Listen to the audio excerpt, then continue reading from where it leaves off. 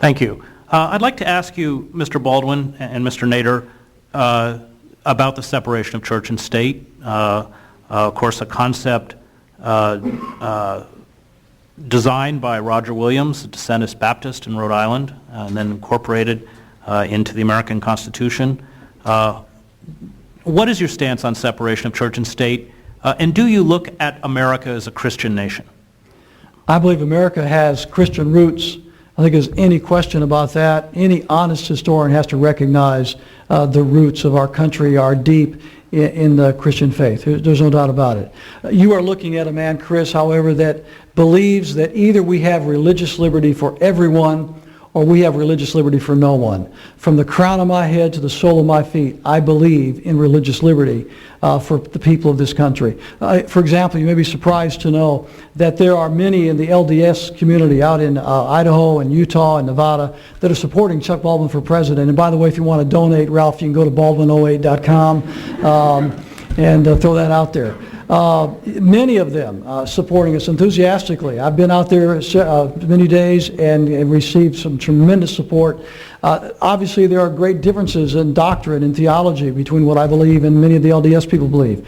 But what we both believe is that we believe that in America we are free to worship God as we see fit, when, how, etc. Or if we choose not to worship God at all. That is none of government's business. Thank you. Mr. Nader? Well, I believe obviously in separation of church and state, like I believe in separation of corporation and state. But the separation originally was designed to protect religious freedom, not to protect the state. And the erosions of that separation of church and state accelerated under George W. Bush with the faith-based initiatives, with the support directly or indirectly for tax dollars to parochial schools, along with charter schools. So it's being very much blurred, and I think we have to be very careful of that and restore it to its original constitutional purpose, which is to protect religious freedom and not engage in taxpayer-funded preferences according to denominations or different schools of religious thought, which is inevitably what occurs when the government starts handing out money, crossing that boundary. And by the way, Ralph, would you and I agree on that 100%? I was one of very few evangelicals, Chris, that stood up publicly and opposed G.W. Bush's faith-based initiative programs. Great. Well, we're going to end with closing statements. Each candidate will have 2 minutes to make a closing statement, and maybe Mr. Nader, you'd like to start. Well, we are now on 45 states in the District of Columbia. I just finished my 50th state of campaigning. I believe if you run for president, you shouldn't play blue state, red state politics. You respect all the voters. Our positions for short, immediate improvement in the lives of the American people involve full medical insurance with free choice of doctor, cutting the huge, bloated, wasteful military budget and corporate subsidies, redirecting that money to stem the slide into deep recession by a public works program, schools, clinics, drinking water systems, public transit, bridges, the things that are in severe disrepair and weaken the quality of life in the community. These are good jobs that can't be exported to China.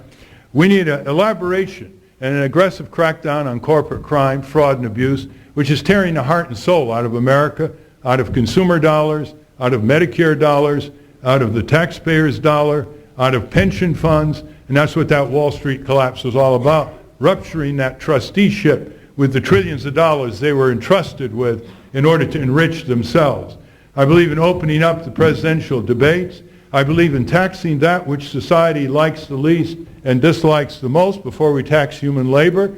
That means we should tax first speculation on Wall Street, great revenue producer. We should tax the addictive industries more, the gambling industries more, the corporate criminals more, and the carbon tax and other taxes on pollution. We want to depress those, and they also produce large revenues which alleviate the tax burden on working Americans. We want to repeal the Taft-Hartley anti-union law and liberate workers so they can form their own trade unions or join existing trade unions without obstructions.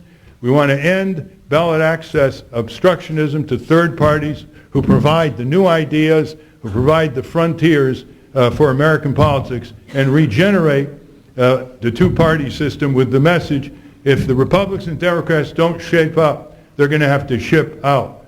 All of these and many more are opposed by John McCain and Barack Obama, who have in one instance after another demonstrated that they are one corporate party with two heads wearing different makeup. We want people to support us with volunteers, with Get Out to Vote, and with financial contributions to votenator.org. Thank you. Mr. Baldwin? My running mate is Darrell Castle. He's a Vietnam veteran, a Marine Corps lieutenant that saw great combat action, a great American patriot.